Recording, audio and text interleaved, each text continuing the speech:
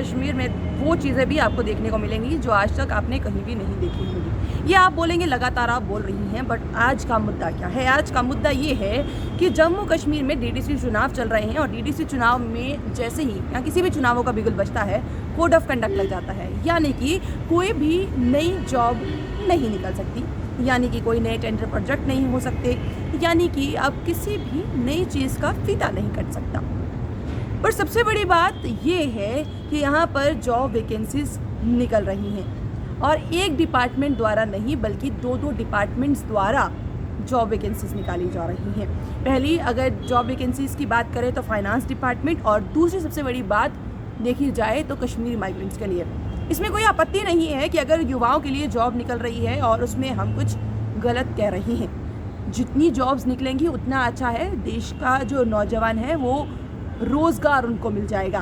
पर सबसे बड़ी बात यह है कि इस समय इसलिए किया जाता है ताकि कोई पर्टिकुलर पार्टी उस चीज़ का फ़ायदा ना उठा ले। पर यहाँ पर अगर देखा जाए तो ऐसा होता हुआ नज़र आया है।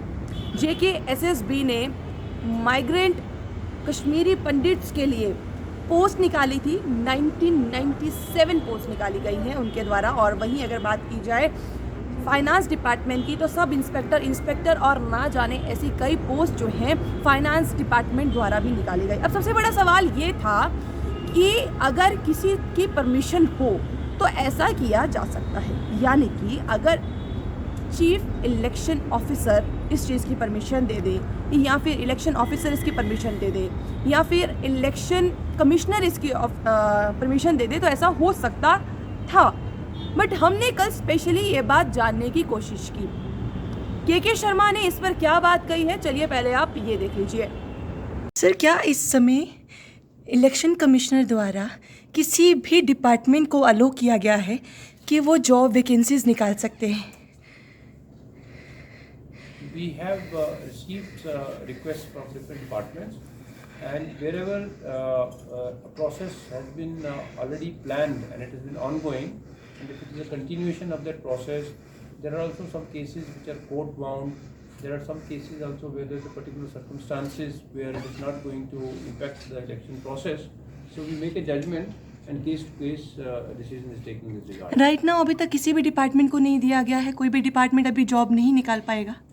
You have to ask a specific question, we'll provide the answer. Thank you so much. के द्वारा ये बात को क्लियर कर देना कि हमने जो है अभी किसी को भी अनुमति नहीं दी है, पर हाँ सबसे बड़ी बात ये है कि ऐसा किया जा सकता है।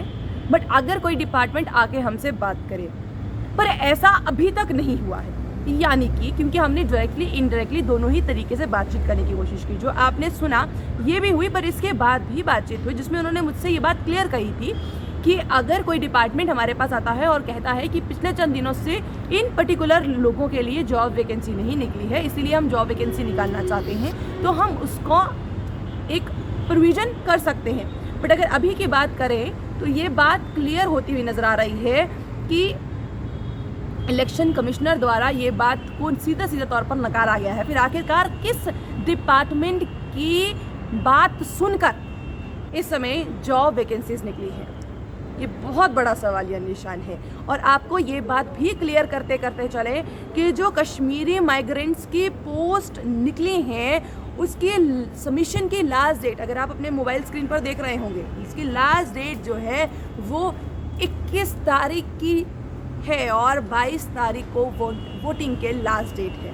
कुछ ना कुछ तो गड़बड़ है। और सबसे बड़ी बात यह है कि जब ये पोस्ट निकली थी उस समय उसके थोड़े ही दिन बाद में जो है कश्मीरी पंडित्स ने वोट देना था, जो कि आप जानते हैं कि काफ़ी खुश नज़र नहीं आ रहे थे। पर सबसे बड़ी बात यह है कि क्या कुछ और सोचा गया था?